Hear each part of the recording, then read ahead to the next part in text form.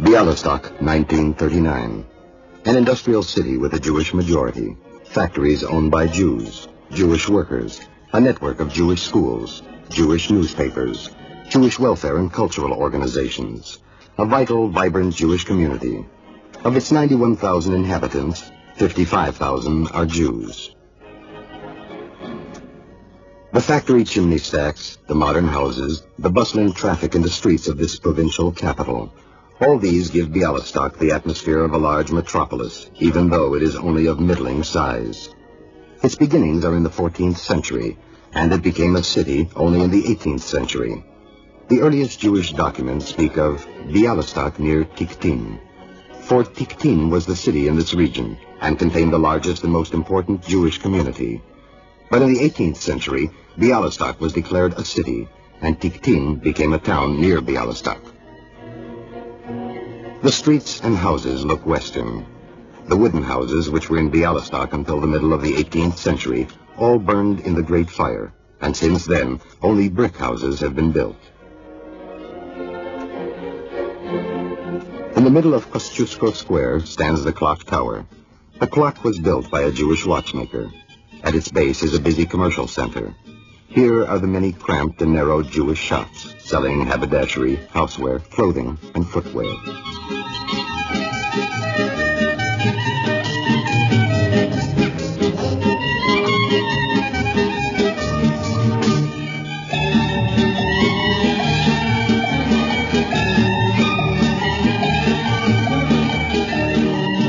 Jews also manage the large stores and modern emporiums built around the square.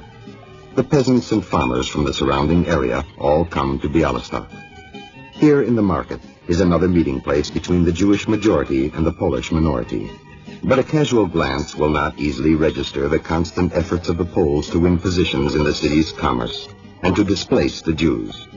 Not always by commercial means either. Here, Polish students have attacked pupils of the Hebrew high school who were marching to the accompaniment of their band in the Lag BaOmer procession to the forest outside the city. Not all the Jews are rich. The Piasky quarter, for example, is where the poorer Jews live. Wherever you go, in the central market, in the richer and poorer suburbs, you will meet Jews.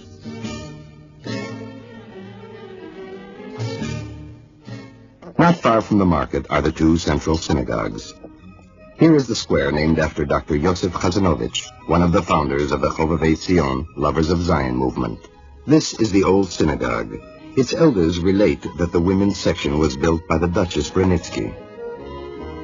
And this is the Great Synagogue, with a dome in the Eastern style.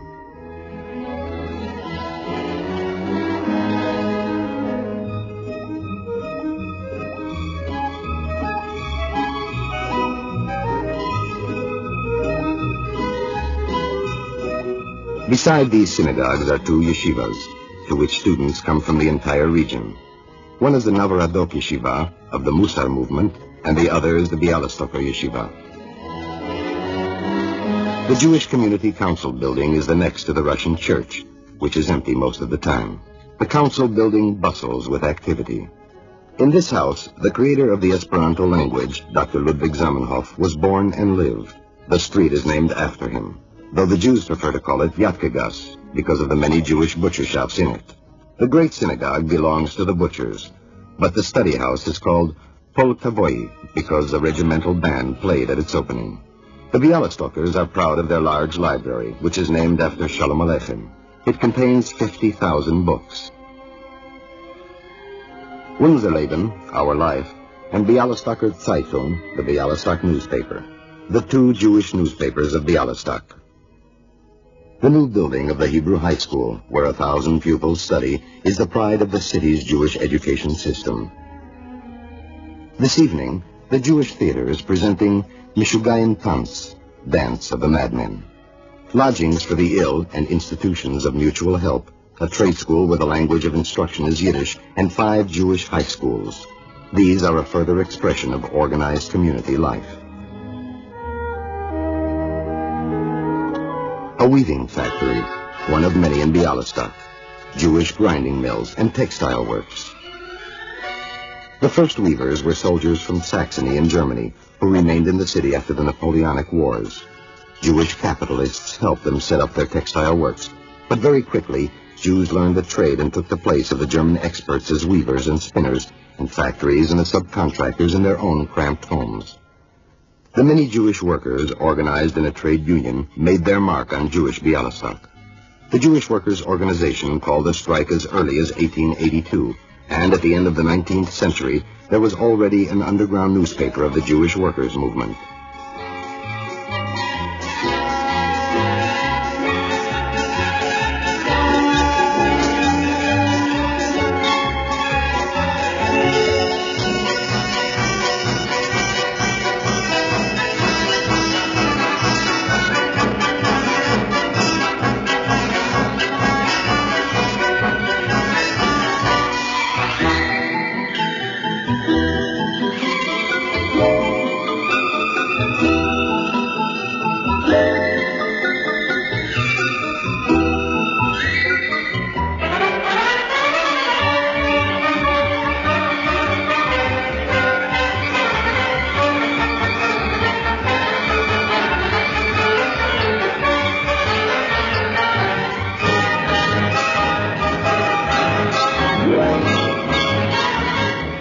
The working people made use of two Jewish health organizations, Oze and Toz.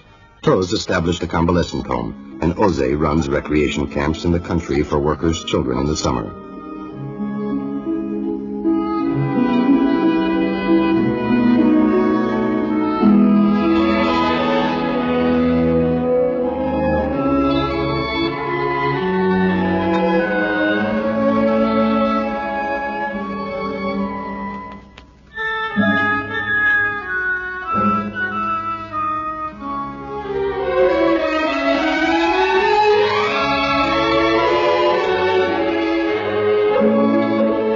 At this camp, children from Jewish and Gentile schools play together. The Jewish children come from schools of Tarbut, Tisha, and Tachkemoni, the three trends of Jewish education, 2 in Hebrew and 1 in Yiddish.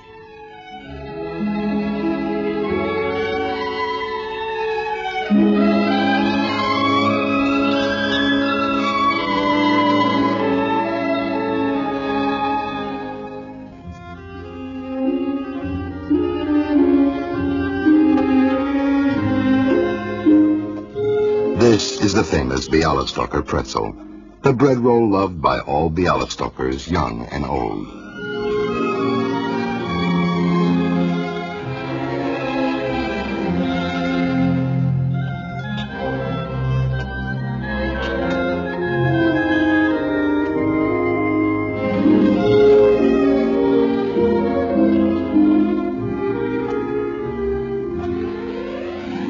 The Jews find shade among the trees and flower beds in the gardens of Duke Brunitsky's palace.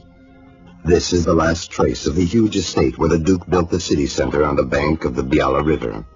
From the estate, a city grew, and from the city grew a prosperous Jewish community, with its public institutions and schools, its cultural and welfare organizations, a community vital and active and successful in many spheres.